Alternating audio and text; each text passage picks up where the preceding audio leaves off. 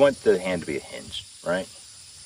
What I've noticed is, like in boxing, if you get a good tight grip and you kind of push down, what this does is it locks up your forearm and your wrist.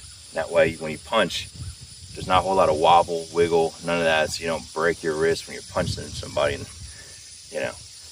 But if you were to loosen this thumb up or have a bad grip like this, your wrist all of a sudden becomes more flexible. So nice and tight, it's more of a rock, a little loosey-goosey, and you're liable to break your wrist in boxing. However, for disc golf purposes, my theory is, now my grip is a little bit, it's not like everybody. Some people do a full 4-finger grip. Some people do a 3-finger kind of back loaded grip. I get mine in and I pinch. So it's just these 2 fingers like Spider-Man. Get up in that rim. And the pinky just folds in and under. And the pointer finger just sits on top. This might not be the best grip, but I'm also able to throw about 380 to 400 sometimes. So it's not like it's a bad grip.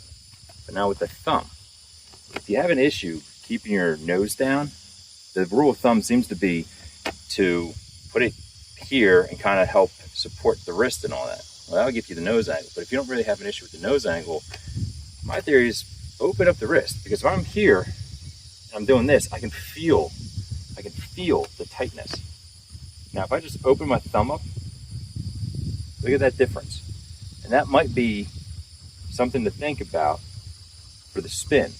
Because when you get into this power pocket, you get a nice curl. It's just a theory. And I got a buddy that has a tech disc. So this is kind of like the prelude to that. We'll get a tech disc and actually see if this has anything to do with anything. Mechanics overall are going to have a play, right? The reach back, the pull through, the follow through.